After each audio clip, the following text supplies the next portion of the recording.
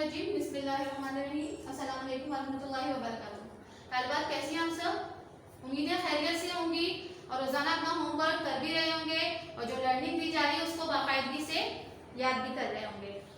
जी, क्या था हमारा लास्ट टॉपिक? लास्ट टॉपिक में हमने डिस्कस किया था मास को, ठीक है, मास एंड वेट को हमने डिस्कस किया था। आज हम जो है वो जिस फंडामेंटल यूनिट को डिस्कस करेंगे मेजरमेंट के, वो आपके पास क्या है? Volume and time.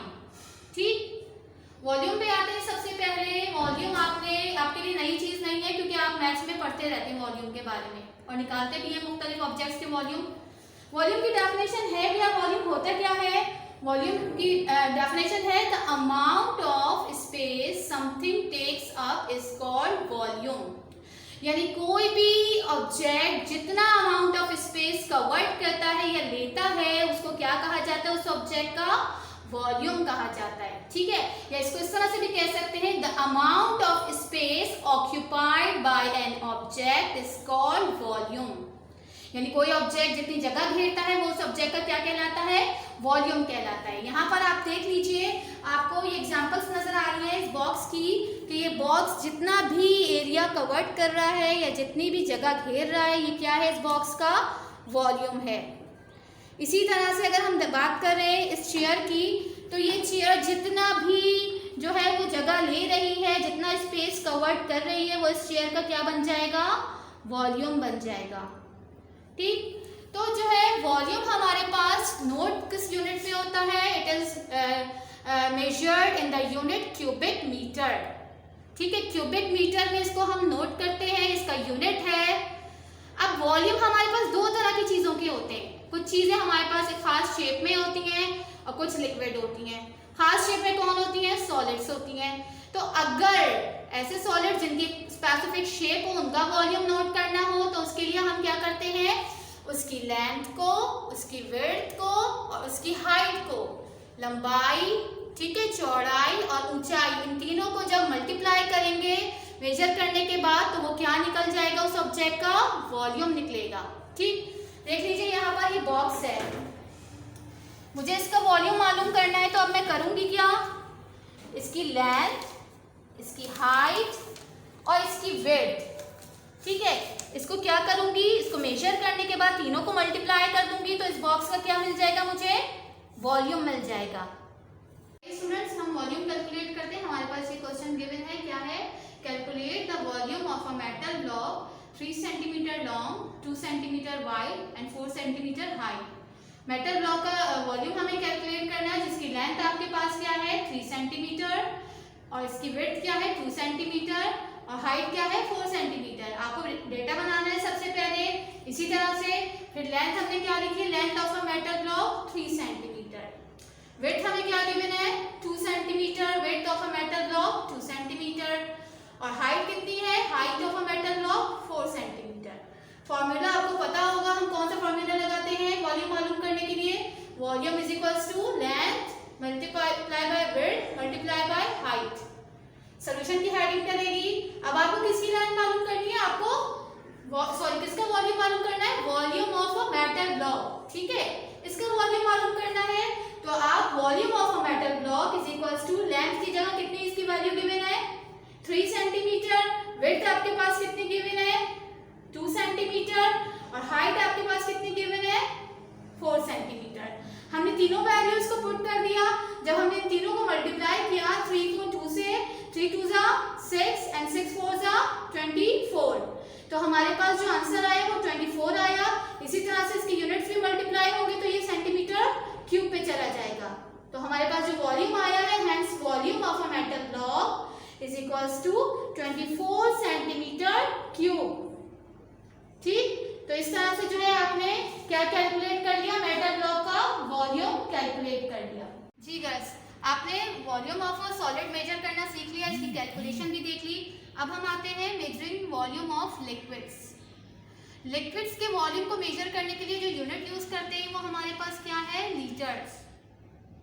ठीक है, अब लीटर आपके रोजमर्रा जिंदगी में या डेली लाइफ में आप क्या करते हैं? आपके पास मुख्तलिफ लिक्विड्स आ रहे होते हैं, आप लीटर में उनको देखते हैं। जैसे कि ऑयल की बॉटल पे लिक्विड जो है वो लीटर लिखा हुआ होता है, 1 लीटर, 2 लीटर, इसी तरह से मिल्क भी आप लीटर में लेते हैं।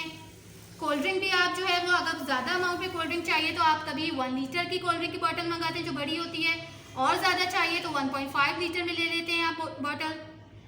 अब लीटर से जो छोटा यूनिट है वो क्या है, millilitre. 1 litre is equals to 1000 millilitre. Millilitre में भी आपके पास मुख्तलिफ जो है वो लिक्विड्स होते हैं।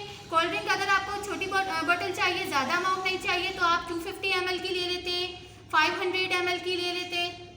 ठीक, तो इस तरह से लिक्विड अगर ज़्यादा अमाउंट में चाहिए तो हम लीटर को यूज़ करते हैं, और कम अमाउंट में या स्मॉल अमाउंट में चाहिए तो फिर हम मिलीलीटर पे चले जाते हैं। देखिए गर्ल्स, आपके पास यहाँ पर 3 डिफरेंट लिक्विड्स मौजूद हैं। ये नॉरिस की बोतल है, इसके अंदर क्या लिखा है, लिक्विड की मेजरमेंट, कितना वॉल्यूम है इसका, 800 ml। फिर ये स्प्राइट की दूसरी बोतल है आपके पास, 1.5 लीटर लिखा हुआ है इसमें। फिर ये ऑयल की बोतल है, इसके अंदर कितना लिक्विड है, 3 लीटर। ठीक है, 3 लीटर्स है यहाँ पर। तो इस तरह से क्या है कि डिफरेंट लिक्विड्स जो हमारे घरों में इस्तेमाल होते हैं उनके वॉल्यूम क्या होते हैं, उनके डिफरेंट वॉल्यूम्स होते हैं। ठीक है, सॉलिड को मेजरमेंट करने के लिए तो आप क्या करते हैं, लेंथ, ब्रेथ और विड्थ मालूम कर लेते हैं और फिर उसका वॉल्यूम निकल आता है। लेकिन लिक्विड्स को मेजर करने के लिए आपको नॉर्मली अपने किचन में कोई स्पेसिफिक अमाउंट में लिक्विड चाहिए होता है, फिर आप क्या यूज़ करते हैं जी, ग्लासेस या कप। हमने उस दिन देखा था ना, जेली बनाने के लिए हमने 2 कप्स ऑफ वाटर लिए थे। इसी तरह से लैब में जो है वो हम कुछ वेसल्स यूज़ करते हैं लिक्विड को मेजर करने के लिए। वो कौन कौन सी वेसल्स हैं देख लीजिए, मेजरिंग सिलेंडर है, मेजरिंग फ्लास्क है, पिपेट है, ब्यूरेट। आइए देख लेते हैं इनको। देखिए ये हमारे पास वेसल्स, ये हमारे पास क्या है, दिस इज मेजरिंग सिलेंडर। ठीक है, अब मेजरिंग सिलेंडर हमारे पास यहाँ कितने का है, 100 ml का है। हमें वेरियस जो है वो लिक्विड चाहिए होते हैं। लेट्स सपोज कि हमें 10 ml चाहिए तो इसको यूज़ करते हैं 20, 30, जितना रिक्वायर्ड लिक्विड चाहिए होता है, यानी रिक्वायर्ड अमाउंट में, स्पेसिफिक अमाउंट में, तो फिर हम क्या लेते हैं, मेजरिंग सिलेंडर लेते हैं। ठीक, ये 100 ml का है, ये 200 ml का भी होता है। इसके बाद हमारे पास आता है मेजरिंग फ्लास्क। अब हमें क्या चाहिए, हमें सिर्फ स्पेसिफिक अमाउंट 100 ml चाहिए, तो फिर हम किसको यूज़ करते हैं, मेजरिंग फ्लास्क को। इसमें क्या लिखा हुआ है, 100 ml। अगर हमें कम या ज़्यादा अमाउंट में चाहिए होता है तो मेजरिंग सिलेंडर यूज़ किया हमने, और मेजरिंग फ्लास्क स्पेसिफिक अमाउंट में हमें जो लिक्विड चाहिए होता है उसके लिए हम क्या यूज़ करते हैं, मेजरिंग फ्लास्क को यूज़ करते हैं। इसी तरह से ये 250 ml का भी होता है। अब ये जो है हमारे पास पिपेट है। ठीक है, हमें 10 ml में चाहिए, 20 ml में चाहिए तो लिक्विड, तो हम क्या करते हैं, पिपेट को यूज़ करते हैं। ये हमारे पास 10 ml की है, 20 ml की भी होती है। ठीक है, तो 10 ml 20 ml के लिए की मेजरमेंट करनी हो किसी भी लिक्विड की तो फिर हम पिपेट का इस्तेमाल करते हैं। और याद रखिएगा ml किसके इक्वल होता है, सेंटीमीटर क्यूब के। तो जो है आपके पास जो है मेजरिंग फ्लास्क जो है वो 100 ml लिखा हुआ है, या फिर आपके पास लिखा हुआ है 100 सेंटीमीटर क्यूब, तो आप समझ जाएंगे कि क्या है, लिक्विड ही है जो आपको मेजर किया गया है। या तो ml में मेजर कर सकते हैं आप, या सेंटीमीटर क्यूब में मेजर कर सकते हैं। इसके बाद आपके पास यहाँ पर ये जो आप देख रहे हैं ये क्या है, ब्यूरेट है। ये आपके पास 50 ml का, ये 100 ml का भी होता है। ठीक है, 50 to 100 ml होता है। ये इस वक्त आपके पास 50 ml का ब्यूरेट है। आपको क्या करना है, आपको गिवन रिक्वायर्ड वॉल्यूम जो है लेने के लिए लिक्विड का क्या यूज़ करते हैं, आप ब्यूरेट यूज़ करते हैं। आपको टाइम टू टाइम लिक्विड चाहिए, यानी आपको थोड़ा थोड़ा अमाउंट चाहिए वक्फे वक्फे से, तो आप ब्यूरेट का इस्तेमाल करते हैं। ये देख लीजिए, ये इस ब्यूरेट की नॉब है।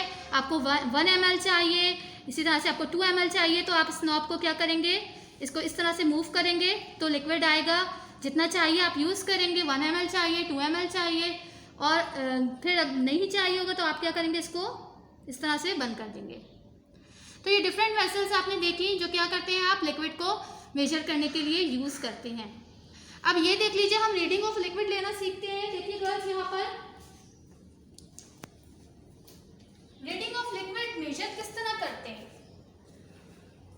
इसको मेजर करने का जो सही तरीका है वो कुछ इस तरह से है कि आप जब भी लिक्विड लेते हैं आपको क्या नजर आता है, एक कर्व सा नजर आता है। ठीक है, लिक्विड्स में डाउनवर्ड एक कर्व नजर आता है जिसको हम मेनिस्कस कहते हैं।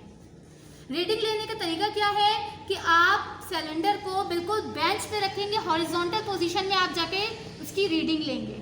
इस कर्व की इस लाइन से आपको आइज़ यहाँ पर रखनी होंगी ताकि इस कर्व से आपकी आइज़ जो है वो कांटेक्ट हो रही हो, आप करेक्ट रीडिंग ले सकते हैं।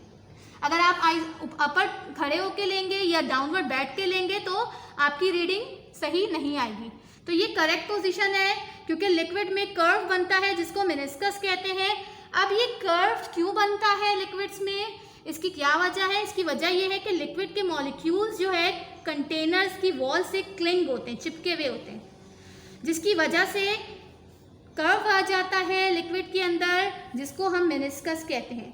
तमाम लिक्विड में मेनिस्कस कॉन्केव होता है या डाउनवर्ड होता है एक्सेप्ट मरकरी।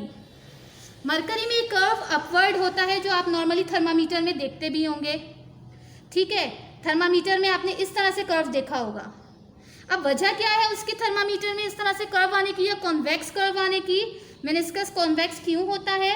क्योंकि लिक्विड मरकरी जो है इसके मॉलिक्यूल्स आपस में बहुत इनकी अट्रैक्शन होती है, ये कंटेनर से कभी भी नहीं चिपकते, ठीक है। अगर मैं यहाँ दिखाऊं आपको तो ये इनका कर्व अपवर्ड होता है, ये मॉलिक्यूल्स एक दूसरे के साथ चिपके हुए होते हैं, कंटेनर से नहीं चिपकते, जिसकी वजह से आपस में अट्रैक्शन की वजह से इनका कर्व अपवर्ड बनता है या कॉन्वेक्स बनता है, इनका मेनिस्कस अपवर्ड बनता है। आप इसकी एग्जांपल में ये देख सकते हैं कि जब भी थर्मामीटर आपसे टूटा होगा तो उसके अंदर से मरकरी एक बॉल की शेप इख्तियार कर लेता है, कभी भी आपके हाथ में नहीं आता। तो जिस तरह से आपके हाथ में नहीं आता, इसी तरह से इसके मॉलिक्यूल कंटेनर से भी क्लिंग नहीं होते, चिपकते नहीं है, बल्कि आपस में अट्रैक्ट करते हैं, जिसकी वजह से जब थर्मामीटर से मरकरी निकलता है तो इतनी अट्रैक्शन उसके मॉलिक्यूल्स में होती है कि वो एक बॉल सा बन जाता है जो आपके हाथ में नहीं आ सकता। देखिए इस मेजरिंग सिलेंडर में आपने जो लिक्विड लिया है, आपको इसकी कर्व लाइन कहाँ से जो है वो लिंक कर रही है, 80 की लाइन से लिंक कर रही है इसकी कर्व लाइन, यानी डाउनवर्ड वाली लाइन आप जो है वो कॉन्केव लाइन जो है वो आप क्या करेंगे, उसको लाइन से मिलाएंगे जो 80 ml बन रही है। देखिए इसकी कर्व लाइन या इसका मेनिस्कस 80 पर आ रहा है, तो इसका मतलब इस लिक्विड का वॉल्यूम क्या है, 80 ml है। देख लीजिए इसको अच्छी तरह से, इस तरह से जो है हम लिक्विड को मेजर करते हैं।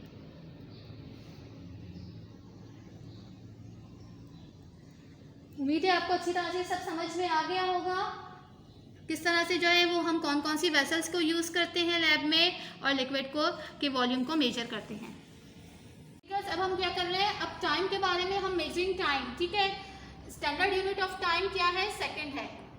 टाइम को मेजर करने का जो स्टैंडर्ड यूनिट डिसाइड हुआ था वो क्या है, सेकंड है, जो आज भी अप्लाई हो रहा है। इसके बाद सेकंड से ही कुछ अदर यूनिट्स ड्राइव हुए हैं, वो कौन कौन से हैं जो हमारे कॉमन यूज में हैं, आप देखते भी हैं, नोट भी करते हैं, मेजर भी करते हैं। सेकंड के साथ साथ हम मिनट्स पे भी लेके जाते हैं, टाइम को आवर पे भी लेके जाते हैं और डे पे भी लेके चले जाते हैं, ठीक है।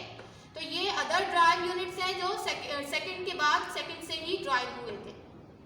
आप सबको ये बात भी पता है कि जो है वो 60 सेकंड्स जो है वो जब मिलते हैं तो क्या बनता है, 1 मिनट, ठीक है।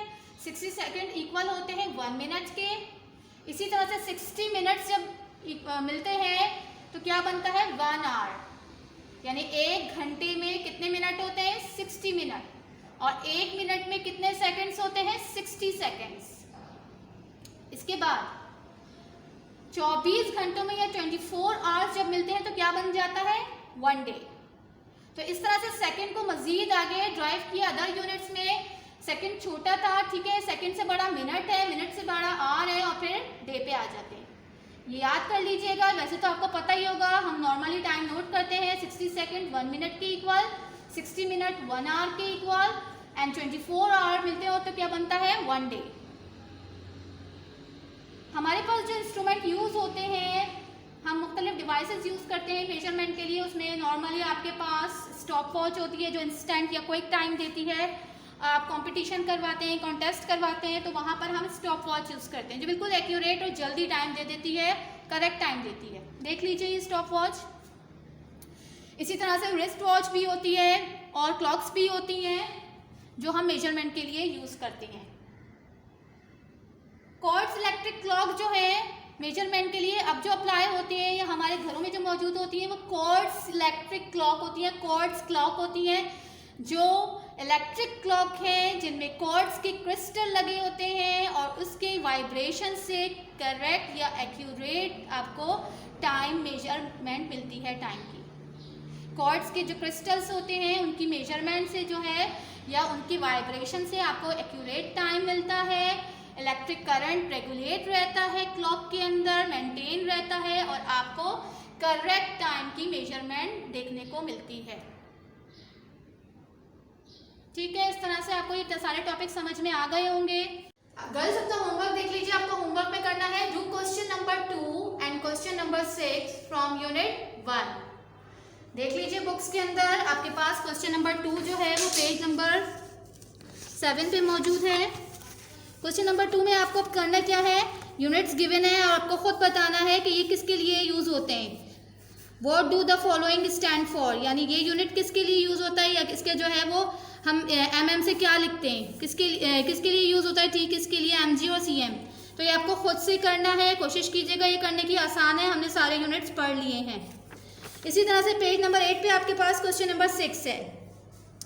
क्वेश्चन नंबर 6 का एक तो मैंने आपको सॉल्व करके दिखा दिया है, ये वाला ऊपर वाला what is the volume of a metal block वाला। दूसरा क्वेश्चन आपको खुद करना है, अभी क्वेश्चन है क्या, what would be the volume of a block twice as long, twice as wide and twice as high.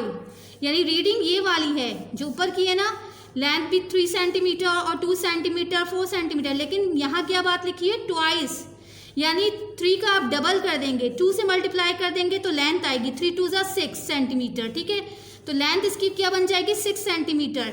इसी तरह से इसकी विड्थ क्या बनेगी, 2 को 2 से मल्टीप्लाई कर देंगे तो 4 सेंटीमीटर इसकी विड्थ बनेगी और इसकी हाइट क्या बनेगी, 4 को 2 से मल्टीप्लाई करेंगे तो 8 सेंटीमीटर।